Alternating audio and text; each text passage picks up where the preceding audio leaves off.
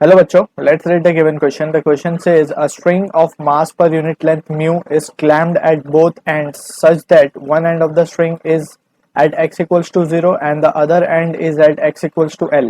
When the string vibrates in fundamental mode, amplitude of the midpoint O of string is A and the tension in the string is T. We need to find the total oscillation energy stored in the string. सबसे पहले हम scenario को draw कर लेते हैं, then we will be able to get a better idea for it. So हमारे पास दो क्लैंप है यहाँ पे और हमने इस स्ट्रिंग को यहाँ से क्लैम्प कर दिया बोथ एंड से. ऑलराइट, और एज पर द सिनेरियो हमें गिवन है कि it has been vibrating in its fundamental mode. So fundamental mode for a string is somewhat like this, जिसमें सिर्फ एक ही लूप फॉर्म होता है. This is the fundamental case of a string vibration. Alright, और यहाँ पे मिड पॉइंट हम मान लेते हैं मिड पॉइंट ओ है यहाँ पे, जहाँ पे स्ट्रिंग का जो एम्पलीट्यूड हमें गिवन है वो है ए. ऑलराइट, ये डिस्टेंस हमें ए गिवन है एम्पलीट्यूड का. Now we have to find the total oscillation energy. Before that हमें पता है इसके बारे में कि we can write we have to find the total oscillation energy. Before that we can see कि ये एक स्टेशनरी पैटर्न है. सो जो डिस्प्लेसमेंट का इक्वेशन आएगा for a stationary wave, it is given by formula A sine k x into cos omega t. Alright, so this is the scenario over here. यहाँ पे अगर हम केयरफुली एनालाइज करें, सो ये जो टर्म है हमारे पास, it is nothing but is the amplitude A, capital A मान लेते हैं.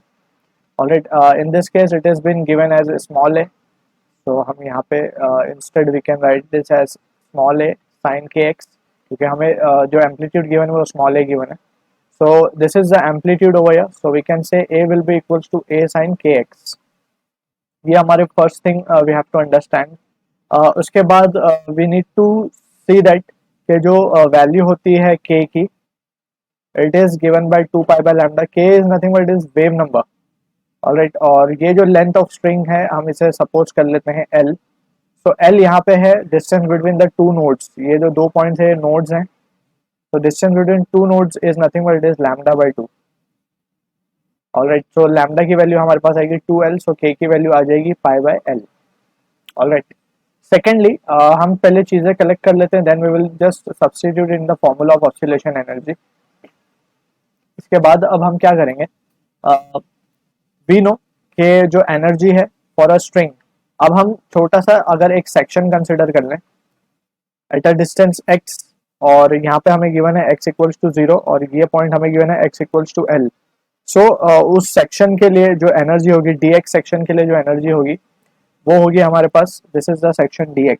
ऑलराइट, सो हम यहाँ लिख लेते हैं this is the section dx. और इस dx सेक्शन के लिए जो एनर्जी इक्वेशन हम लिखेंगे, it is given by the formula de is equals to half m a square omega square. Alright, so this is how the formula is been written.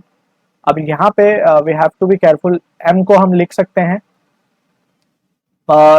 Linear density into length dx.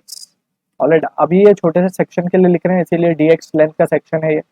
a square की जगह हम लिख सकते हैं a square sine square के x. Omega square की जगह we can right, let's say फिलहाल अभी से ओमेगा स्क्वायर ही रखते हैं हम यहाँ पे. ऑलराइट, और अब यहाँ पे फर्दर इफ वी राइट, ये जो वैल्यू मिली है हमें, it is the value of de. Alright, we will integrate this now to get the total value of e. तो इंटीग्रेशन की जो लिमिट होगी वो होगी 0 से l and it can be written as half of mu dx a square omega square sine square के x. Alright, so यहाँ पे जो भी कांस्टेंट टर्म है that can be taken out. So e की वैल्यू जो further we can write half mu A square omega square को हम कॉमन ले लेंगे बाहर. So we are left with 0 से l integration of sine k x d x, sine square के x d x. Alright, so on integrating this value sine square के x को हमें लिखना होगा cos 2 k x upon cos 2x minus 1 by 2. Alright, so from this basically ये जो formula है इसे हम फर्दर अगर हम लिखना चाहें इसे, so we can resolve it this way. क्योंकि हमें पता है कि cos 2x जो होता है, यानी कि cos 2 kx in this case if we write, it will be 1 minus sine 2 sine square kx. Alright, so यहाँ से साइन स्क्वायर kx की वैल्यू मिलेगी and further if you resolve it तो फाइनल हम इंटीग्रेशन की लिमिट डालने के बाद जो हमें आंसर मिलेगा वो आएगा l. ऑलराइट, और यहाँ पे 1/2 और आएगा साथ में, that is l/2, so it will become 1/4. सो ये वैल्यू हमें मिली है e की. ऑलराइट, नाउ वी नो के जो ओमेगा है, ओमेगा को अगेन हम सब्स्टिट्यूट कर सकते हैं as the substitution goes. So omega को हम लिख सकते हैं, omega will be equals to 2 pi f. Alright, 2 pi f लिख सकते हैं हम इसे. तो जो वैल्यू हमारे पास ऊपर आएगी, we can write this value as e equals to 1/4 mu A square. Omega square की जगह पे हम सब्स्टिट्यूट कर सकते हैं, it will become 4 pi square f square into L. Alright, यहाँ से अगर हम केयरफुली एनालाइज करें सो जो ई की वैल्यू है हमारे पास, that will comes out to be mu A square pi square f square l by 2. Alright, now further अगर हम इसे रिजॉल्व करें तो हम f को लिख सकते हैं, f is nothing but it is v by lambda, और v for that is velocity of wave in a string, it is given by formula t by root t by mu. Alright, divide by lambda. Lambda हमें actually मिला था, lambda is 12, तो यहाँ पे 12 substitute कर देंगे. अब ये वैल्यू ऑफ f को हम यहाँ पे रखते हैं, so we can write e will be equals to mu a square pi square, it will become t upon mu into l divide by mu नीचे आ जाएगा यहाँ पे, and it will be 4l square. Alright, so ये हो जाएगा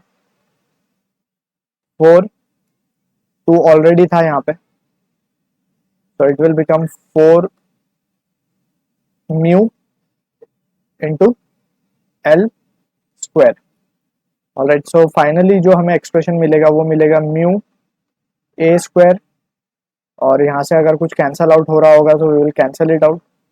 mu a square pi square t upon 8, mu mu will also get cancel, so a square pi square t by 8l. Alright, so this is what the total energy expression we will be getting. So actually if we carefully analyze, यहाँ पे एक mistake हुई है, यहाँ पे we have to cancel this 4 as well, so यहाँ पे कुछ value बचेगी नहीं नीचे, so यहाँ पे 2 we don't have to write it, so यहाँ पे जो value आएगी वो finally आएगी 4l.